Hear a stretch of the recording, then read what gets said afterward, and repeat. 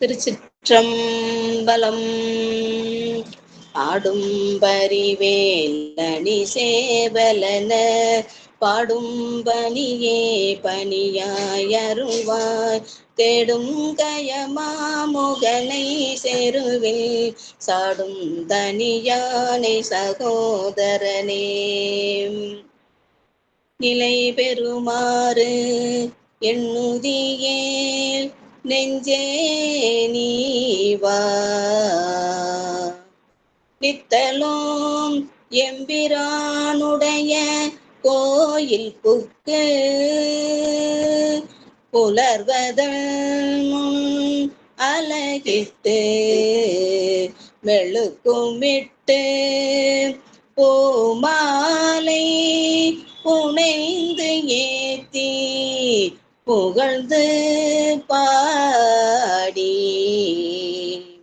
தலையார கும்பிட்டு கூத்துமாடி சங்கராஜய போற்றி போற்றி என்றும் சங்கராஜய போற்றி போற்றி என்றும் அலை புனல் சேர் செஞ்சடையம் ஆதி என்றும் ஆரூரா என்றென்றே அலரா நில்லே ஆரூரா என்றென்றே அலரா நில்லே.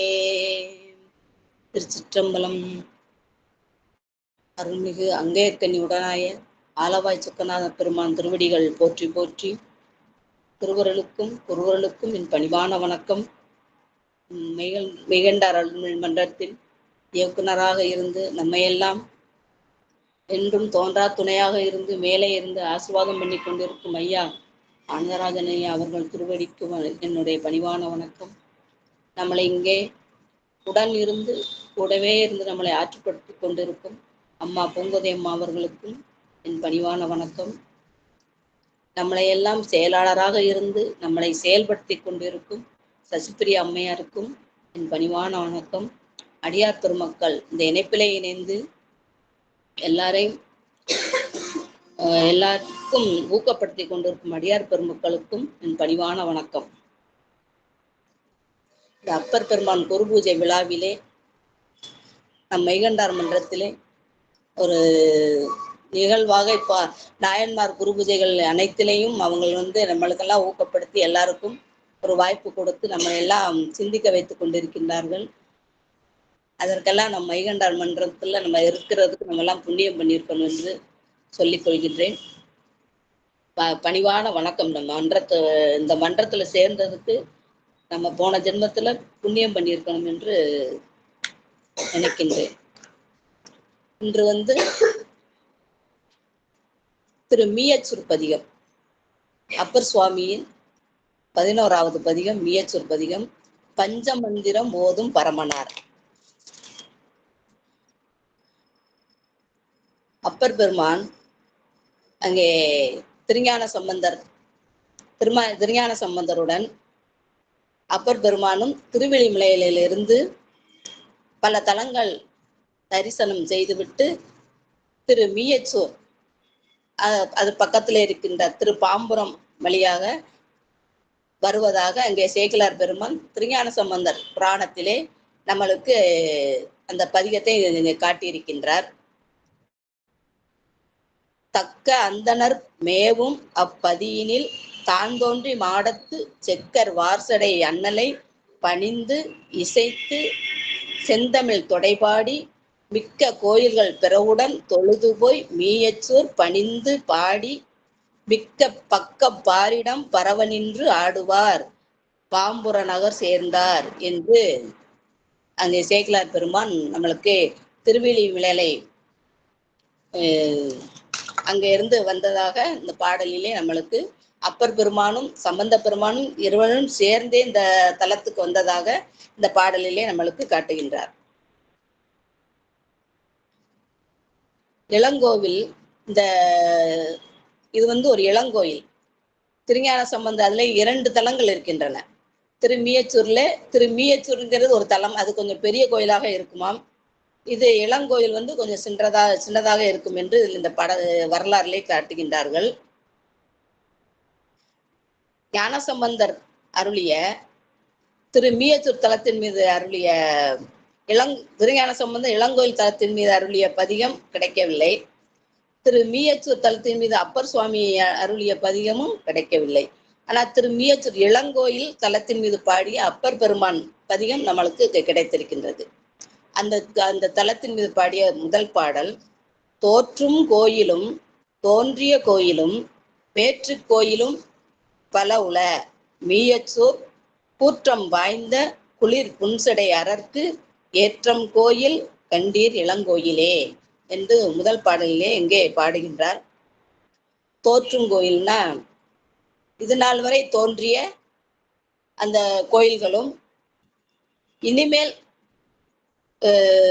தோன்றிய கோயில்னா இனிமேல் கட்டப்பட இருக்கின்ற தோன்றப்படக்கூடிய அந்த கோயிலும், வேற்று கோயில்கள்னா சிவாலயங்கள் இல்லாத மற்ற கோயில்கள்னா அதை சொல்றாரு. இப்படிப்பட்ட கோயில்கள்லாம் பல அந்த உலகத்துல இருக்கின்றன. ஆனா இந்த மீயச்சூர் கோயில் வந்து பாலஸ்தாபனம் செய்துள்ள இளங்கோயில் என்று இங்கே நம்மளுக்கு பாலாலயம் செய்த கோயில் என்று காட்டுகின்றார். கூற்றுவன் வந்து அடியவர்களை தண்டிக்க வரும்போது, அங்கே மார்க்கண்டேயரை தண்டிக்க வரும்போது அங்கே எம்பெருமான் வந்து கோபம் கொண்டு அவனை உதைத்ததை இந்த பாடலிலே காட்டுகின்றார். அப்பேற்பட்ட இறைவன், அவன் சடை வந்து குளிர்ந்த புன்சடை, வெண்மையான சடை என்று அவன் சடை, அந்த சடையை எம்பெருமான் உயர்வாக மதித்து தனது அந்த கோயிலை உயர்வாக மதித்து, அப்படிப்பட்ட சடையுடைய எம்பெருமான் இந்த கோயில் இளங்கோயில தனது உறைவிடமாக உயர்வாக மதித்து இங்கே அமர்ந்திருக்கின்றார். பாலத்தாபனமாக இருப்பதால் அதை பற்றி நீங்க குறைவாக எண்ண வேண்டாம் என்று அப்பர் சுவாமி வந்து இதுல இந்த பாடல்ல நம்மளுக்கு இங்கே காட்டுகின்றார். எம்பெருமான் எந்த கோயில்ல இருந்தாலும் அவரவர் விரும்பும் வடிவில அருள்பவன். அந்த வரியத்தை அந்த பாடலிலே இங்க நம்மளுக்கு காட்டுகின்றான். ஏற்றம் கோயில் கண்டீர் இளங்கோயிலே, அரற்கு ஏற்றம் கோயில் அப்படின்னா அவருக்கு எந்த கோயில்ல இருந்து நம்ம நினைச்சாலும் அங்கே வந்து எம்பெருமான் தான். யாதொரு தெய்வம் கொண்டீர் அங்கே மாதொரு பாகனாக எம்பெருமான் வருவான் என்பதை இந்த பாடலிலே நம்மளுக்கு காட்டுகின்றார். இரண்டாவது பாடலிலே, வந்தனை அடைக்கும் அடித்தொண்டர்கள் பந்தனை செய்து பாவிக்க நின்றவன் சிந்தனை திருத்தும் மீயச்சூர் எம்தமை உடையார் இளங்கோயிலே என்று இரண்டாவது பாடலிலே பாடுகின்றார். எம்பெருமானின் திருவடிகளை வழிபடுவது ஒன்றுதான் நம்மளுக்கு தமக்கு உள்ளத்திலே நினைவாக கொள்ளும் அந்த அடியவர்களுக்கு நெஞ்சத்தை வந்து வேற சிந்தனையிலே வைக்க கூடாதாம். அப்படி அந்த நெஞ்சம் அந்த போகாத அளவுக்கு அதை கட்டுப்படுத்தி அப்படி வழிபடும் அடியவர்கள் தன்னையே நினைக்குமாறு எம்பெருமான் செய்வான். இப்படி எம்பெருமான் இப்படி தனது அடியார்களின் சிந்தனையை நல்ல வழியில திருத்தும் பெருமான் மீயச்சூர்ல உள்ள இருக்கின்ற இளங்கோயில்ல இருக்கின்ற அந்த எம்பெருமான், அந்த அவர் தம் எம்மை அடிமையாக கொண்டவர் என்று அப்பர் சுவாமிகள் இந்த பாடலிலே நம்மளுக்கு காட்டுகின்றார். இதே போன்று திருமருகல் பாடலிலே பெருமானின் திருவடிகளை வணங்குவதே தவம் என்று அப்பர் பெருமான் திருமருகல் தலத்தின் மீது பாடியிருக்கின்றார். பெருகலாம் தவம் பேதமை தீரலாம், திருகல்லாகிய சிந்தை திருத்தலாம், பருகலாம் பரமாயதோர் ஆனந்தம் மருகலானடி வாழ்த்தி வணங்கவே என்று மருகல் பாடலிலே பாடுகின்றார். மருகல் தலத்திலே உரைகின்ற எம்பெருமான் அவருடைய திருவடிகளை வணங்கி தவம் செய்வதால் வரும் ஏற்படும் நல்ல பயன்களை நம்மளுக்கு கிடைக்கும். மேலும் நமது உயிரை பிணைத்துள்ள ஆணவ மலத்தின் அந்த ஆணவ மலத்தினால நம்மளுக்கு உண்டான அறியாமையெல்லாம் நீங்கும்.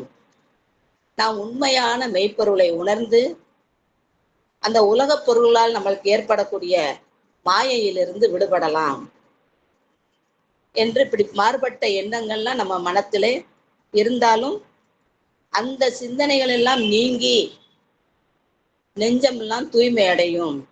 அந்த பரம்பொருளாக இருக்கக்கூடிய சிவபெருமான், அவரை நினைத்து நாம் தவம் செய்து தியானம் செய்து அதன் மூலம் நமக்கு கிடைக்கின்ற பரமானந்தம் என்னும் இந்த சிவானந்த தேனை பருகலாம் என்று இந்த பாடலிலே, திருமருகல் பாடலிலே நம்மளுக்கு இங்கே காட்டுகின்றார்.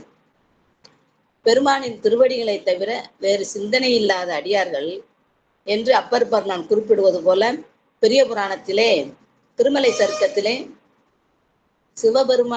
சிவபெருமானை தவிர வேறு வீடு வேறு இன்பத்தை விரும்பாத அடியார்கள் கூட்டம் என்று சேக்கிழார் பெருமான் இங்கே சிறப்பித்து கூறுகின்றார். ஓடும்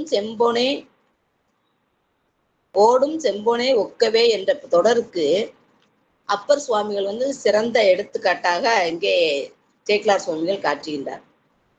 அவருடைய வாழ்க்கையில நடந்த நிகழ்ச்சியெல்லாம் நம்மளுக்கு தெரியும். திருப்புகலூரிலே உழவாரப்பணியில் அவர் ஈடுபட்டு கொண்டிருக்கும் போது, அந்த அவர் உழவாரம் செய்யும் போது அங்கே தரையிலே கிடந்த கற்களோடு அந்த மண்ணிலே விலையுயர்ந்த மாணிக்கங்கள், தங்கம் எல்லாம் அவரு பொற்காசுகள்லாம் குப்பையோடு குப்பையாக அங்கே அவர் போடும்போது, இவர் அதை எல்லாம் பார்க்காமல் அப்படி குப்பையோடு குப்பையாக வீசி எறிந்ததை நம்ம சேக்கிழார் பெருமான் இந்த பாடலிலே நம்மளுக்கு இங்கே காட்டுகின்றார். கேடும் ஆக்கமும் கெட்ட திருவினார் ஓடும் செம்பனும் ஒக்கவே நோக்குவார் ஊடும் அன்பினில் கும்பிடலே அன்றி வீடும் வேண்டா விரலின் விளங்குவார் என்று சேக்கிழார் பெருமான் இங்கே பாடுகின்றார். நாம் ஏதாவது ஒரு பொருள் மீது பற்றுதல் இருந்தா அந்த பொருளை இழக்கும் போது அதனால துன்பம், அந்த பொருளை நம்மளுக்கு திரும்ப கிடைச்சிட்டா ஒரு இன்பம் வரும்.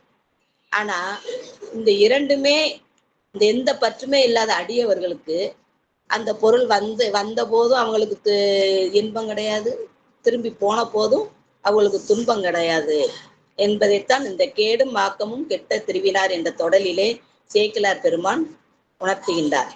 அந்த செல்வத்தின் மீது பற்றற்ற பக்குவத்தை இவர்களுக்கு கொடுக்கிறது இவை என்று, அந்த செல்வத்தின் மீது அவங்களுக்கு பற்றே இருக்காது என்பதை இந்த பாடலிலே நம்மளுக்கு சேக்கிழார் பெருமான் காட்டுகின்றார்.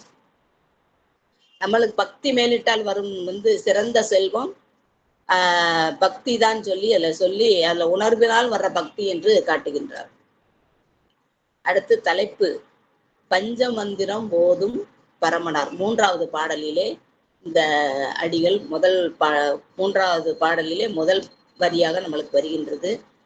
பஞ்சமந்திரம் போதும் பரமனார் அஞ்ச ஆணை உரித்து அனல் ஆடுவார் நெஞ்சம் வாழி நினைந்து இரு மீயச்சூர் எம்தமை உடையார் இளங்கோயிலே என்று இங்கு பாடுகின்றார். தனது நெஞ்சத்துக்கு அறிவுரை கூறுவதாக அமைந்துள்ள பாடல் இந்த பாடல். இந்த உலகத்திலே உள்ளவர்களுக்கு அறிவுரை கூறுவது போலவும் இந்த பாடலை அமைத்திருக்கின்றார். பஞ்சம் மந்திரம் என்பதற்கு இரண்டு விதமாக இங்கே விளக்கங்கள் கூறப்படுகின்றது. ஒன்று, 5 எழுத்துக்களை பஞ்சாக்கர மந்திரம் என்பது ஒரு பொருள். இரண்டாவது, ஸ்ரீ ருத்ரம் சொல்லி முடித்த பின் கடைசியாக சொல்லப்படும் 5 மந்திரங்கள் பஞ்சருத்ரம் என்று சொல்லப்படுகின்றது. அந்த சொல்லப்படுகின்ற மந்திரங்களில் 5வது மந்திரத்தை பஞ்சமந்திரம் என்று கூறுவார்கள். பெருமானின் 5 முகங்களுக்கும் வணக்கம் தெரிவிக்கும் இந்த மந்திரங்களின் 5வது மந்திரமாக ஈசான முகத்தினை அங்கே காட்டுகின்றார். அந்த மந்திரமாக இந்த மந்திரம் சொல்லப்படுகிறது. ஈசான முகம் பெருமானுடைய மேல் நோக்கிய முகம் என்று இங்கே காட்டுகின்றார். ஈசான சர்வ வித்யானம் ஈஸ்வர சர்வ பூதானாம் பிரம்மாதிபதி பிரம்மணோதிபதிர் பிரம்மா சிவோமே அஸ்து சதா சிவோம் என்று இந்த மந்திரத்தை காட்டுகின்றார். எம்பெருமான் அனைத்து கலைகளுக்கும் ஆதாரமாக இருப்பவன், அதுபோல அனைத்து உயிர்களுக்கும் தோன்றுவதற்கு காரணமாகவும் இருப்பவன், வேதங்களை பாதுகாக்கக்கூடியவன், பிரம்மனுக்கு அதிபதியாக உள்ளவன், அதுபோல் சார்ந்த வடிவமாக உள்ளவன். அப்படிப்பட்ட சதாசிவனுக்கு வணக்கம் என்று இந்த பாடலிலே அந்த கூறுகின்றார். அந்த சிவமாக எனது ஜீவன் மாறுவதற்கு அவனது அருளை வேண்டி நிற்கின்றேன் என்பதுதான் இந்த மந்திரத்தினுடைய கருத்து. நமச்சிவாய எனப்படும் 5 எழுத்து மந்திரம் வெறும் 5 எழுத்துக்களால் ஆனவை அல்ல, வேறு வேறு பொருளை உணர்த்தும் 5 எழுத்துக்களால் ஆனவை அந்த 5 எழுத்து மந்திரம். அதனால் 5 எழுத்து மந்திரங்களால் ஆனது திரு 5 எழுத்து மந்திரம். திருக்கடவுர் தலத்தின் மீது அருளிய பதிகத்தின் பாடலில் பதத்தெழு மந்திரம் 5 எழுத்து என்று குறிப்பிட்டு பஞ்சாக்கர மந்திரத்தில் உள்ள 5 எழுத்துக்கள் மட்டுமல்ல 5 வேறு வேறு பதங்கள் என்று அப்பர் பிரான் நமக்கு இங்கே உணர்த்துகின்றார். பதத்தெழு மந்திரம் 5 எழுத்து ஓதி பரிவினோடும் இதத்தெழு மாணி தன் இன்னுயிர் உண்ண வெகுண்டு அடர்த்த கதத்தெழு காலனை கண்குருதி புனல்கு 6 ஒழுக உதைத்தெழு சேவடியான் கடவோர் உரை உத்தமனே என்று திருமருகல் பாடலிலே பதத்தெழு மந்திரம் என்று 5 எழுத்தை ஓதி பரிவினோடும் என்று இதை காட்டுகின்றான். பதத்தெழு மந்திரம் என்பது சிவாய நம என்ற பஞ்சாக்கர மந்திரத்தை குறிக்கின்றது. மற்ற மந்திரங்களில் உள்ள எழுத்துக்களைப் போல அல்லாமல் பஞ்சாக்கர மந்திரத்தின் 5 எழுத்துக்களும் 5 பொருள்களை இங்கே குறிக்கின்றது. பதத்தெழு மந்திரம் என்று சொல்லப்படும் சி என்ற எழுத்து சிவபெருமானையும், வா என்ற எழுத்து சிவபெருமானின் அருளையும், யா என்ற எழுத்து ஆன்மாவையும், நா என்ற எழுத்து திரோதான மலத்தையும், மா என்ற எழுத்து ஆணவ மலத்தையும் குறிக்கும் என்று இந்த உண்மையை நாம் உண்மை விளக்க பாடலிலே காண்கின்றோம். உற்ற குறி அழியும் ஓதுங்கால் பாடைகளில் சற்றும் பொருள்தான் சலியாது மற்றது கேள் ஈசன் அருள் ஆவி எழிலார் திரோதமலம் ஆசில் எழுத்து 5 அடவாம் என்று இந்த பாடலிலே நமக்கு மனவாசகம் கிடந்த ஆசிரியர் நம்மளுக்கு இங்கே காட்டுகின்றார். ஒரு பொருளை குறிப்பதற்கு சொற்களை நாம் பயன்படுத்துகின்றோம். அந்த சொற்கள் எழுத்துக்களால் ஆனவை. எழுத்துக்களும் சொற்களும் அழியும் தன்மை உடையது. ஆனால் இந்த 5 எழுத்து சொற்களால் குறிக்கப்படும் பொருட்கள் அழியாமல் என்றும் மாறுபடாமல் அனாதியாக இருக்கின்றது என்று இந்த பாடலிலே நம் ஆசிரியர் மனவாசகம் கிடந்தார் கூறுகின்றார். எனவே இந்த 5 எழுத்துக்களை கொண்டுள்ள இந்த சொல்லும் அழியாத சொல்லாக கருதப்படுகின்றது. யா என்று குறிப்பிடப்படும் ஆன்மா ஒரு புறத்தில் சிவபெருமான் மற்றும் அவனது அருளாலும் மற்றொரு புறத்தில் மலங்களாலும் சூழப்பட்டு அது இரண்டுக்கும் நடுவிலே சிக்கி கொண்டிருப்பதை நாம் காண்கின்றோம். சிவபெருமானின் அந்த சிவபெருமான் பக்கம் செல்லும் ஆன்மா அப்படி பக்கத்தில் திருவடியில போய் நின்னா முக்தி நிலையை சென்று அடைகின்றது. ஆனால் மலங்களால் இழுக்கப்படும் ஆன்மா பிறந்து இறந்து மறுபடியும் மலங்களில் சூழ்ந்து இருக்கும் என்று உண்மையும் இந்த சொல்லின் உள்ள எழுத்துக்களின் அமைப்பு மூலம் நமக்கு இங்கே இதை உணர்த்துகின்றார். பஞ்சாக்கர மந்திரத்தின் 5 எழுத்துக்களும் 5 பொருட்களை உணர்த்தும் எழுத்துக்கள் என்பதை உணர்த்தும் வகையில் நம் சுந்தரமூர்த்தி பெருமான் 7ஆம் திருமுறையிலே பஞ்சாக்கர மந்திரம் என்பதற்கு பதில் 5 பதம் என்று கூறுகின்றார். அந்தியும் நண்பகலும் பஞ்சாக்கர மந்திரத்தை ஓதி நமது வாழ்நாள் முடிவதற்கு முன்னர் நாம் திருவாரூர் பெருமானை சென்று அடைய வேண்டும் என்று இந்த பாடலிலே கூறுகின்றார். அந்தியும் நண்பகலும் 5 பதம் சொல்லி முந்தியலும் பழைய பல்வினை மூடாமுன் சிந்தை பராமரியா தென் திருவாரூர் புக்கு எந்தை பிரானாரே என்று கொள்கை இதுவதே என்று பாடுகின்றார். இடைமருது திருத்தலத்திலே அப்பர் சுவாமி அருளிய திருத்தாண்டகத்தில் அப்பர் பெருமான் சிவபெருமானை பதம் 5 ஆனவர் என்று குறிப்பிடுகின்றார். இந்த உயிருடன் 5 5 இருப்பவன் சிவபெருமான் என்று அப்பர் பெருமான் இந்த பாடலில் கூறுகின்றார்.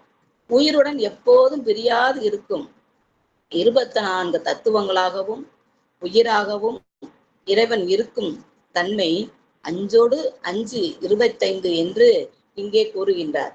5 பூதங்கள், 5 பொறிகள், 5 தன்மாத்திரைகள், 5 கண்மேந்திரிகள் மற்றும் மனம், சித்தம், புத்தி, அகங்காரம் இவையே 24 தத்துவங்களாகும் என்று நமக்கு ஏற்கனவே அறிந்திருக்கின்றோம். இதை அவர் பாடலில் சொல்லும்போது, பிரியாத குணம் உயிர்கட்கு அஞ்சொடு அஞ்சாய், பிரிவுடைய குணம் பேசில் 10 ஒன்றாய், பிரியாத குணம் ஒருகால் 4 என்பர் விரிவிலா குணம் நாட்டத்து 6 என்பர், தெரிவாய குணம் அஞ்சும் சமிதை அஞ்சும் பதம் அஞ்சும் கதி அஞ்சும் செப்பினாரும், எரியாய தாமரை மேல் இயங்கினாரும் இடைமருது மேவிய ஈசனாரே என்று 6வது திருத்தாண்டகத்திலே அப்பர் பெருமான் பாடுகின்றார். இறைவனின் 8 குணங்களுக்கு எதிர்மறையான 8 குணங்கள், அதோடு 2 குணங்களையும் சேர்த்து 10 குணங்கள் இந்த மனிதனை விட்டு நீங்காது என்பதை இந்த பாடலிலே கூறுகின்றார். தன்வயம் இல்லாமல் இருத்தல், சார்ந்து இருத்தல், அறிவித்தால் மட்டுமே அறிதல், ஒரு சமயத்தில் ஒன்றை மட்டுமே உணர்தல், படிப்படியாக உணர்தல், பெரியதுமல்லாமல் சிறியதுமல்லாமல் இடைநிலையில் இருத்தல், தனக்கு இனிமை என்று கருதும் பொருளை நாடுதல், தான் விரும்பாத பொருளை வெறுத்தல், தனித்து நிற்கும் சுதந்திரம் இல்லாமல் இருத்தல், தனித்து உணரப்படாமல் இருத்தல், இவைகள் எல்லாம் இந்த உயிருடன் பிரியாத குணங்களாக இயற்கையாகவே உயிருடன் ஒட்டி இருக்கும் குணங்கள் என்று இங்கே அப்பர் சுவாமிகள் காட்டுகின்றார். ஒரு மனிதனை பற்றியும் பல சமயங்களிலே நீங்கியும் இருக்கும் குணங்கள், அது செயற்கையான குணம் என்று இங்கே கூறப்படுகிறது. பேதமை, புல்லறிவு, அமைதி, கோபம், மடி, இன்ப நுகர்ச்சி, துன்ப நுகர்ச்சி, நுகர்ச்சியற்ற தன்மை, நன்முயற்சி, தீய முயற்சி, ஊக்கமின்மை என்பது இந்த குணங்கள். அந்த ஒரு மனிதனே இந்த குற்றங்கள், இந்த குணங்கள்லாம் பற்றி கொண்டிருக்கின்றன என்று பார்க்கின்றோம். அந்த பொருள்களின் தன்மையை தெரிவிக்கும் குணமான 5 தன்மாத்திரைகள், ஓசை, ஒளி, ஊறு, சுவை, நாற்றம் இவையெல்லாம் தெரிவாய குணங்கள் என்று சொல்லப்படுகின்றது. யாகங்களில் அந்த ஓமங்களில் பயன்படுத்தப்படும் சமித்துகள் ஆள், அரசு, அத்தி, மா, வன்னி, அந்த பதம் 5 என்பது சிவய நம, இவை முறையே சிவன், சிவனின் அருள் தன்மை, ஆன்மா, திரோதானமலம், ஆணவமலம் என்பது. 5 கதி என்பது உயிரடையும் 5 நிலைகள். மனித கதி, விலங்கு, தேவகதி, நரகம், பரகதி என்று அனைத்து குணங்களாகவும் உள்ள நம்ம மனிதனை பற்றி அங்கே சொல்கின்றார்கள். இதிலே அனைத்து குணங்களாகவும் உள்ள ஈசன் முழு ஞானம் பெற்ற அடியார்களின் மனதில் உலாவி வருகின்றார், உள்ளே இருப்பார் என்று இந்த பாடலிலே அப்பர் பெருமான் நம்மளுக்கு அந்த 6ஆம் திருத்தாண்டகத்திலே காட்டுகின்றார்.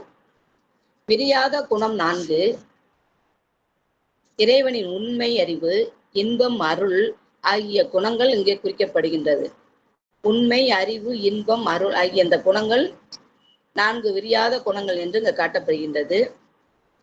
இந்த 4ஐயும் விரித்து செல்லும் போது முற்றுணர்வு, வரம்பிலா இன்பம், இயற்கை உணர்வு, தன்வயம், முடிவிலா ஆற்றல் மற்றும் பேரருள் என்று 6 குணங்களாக இங்கே மாறுகின்றது.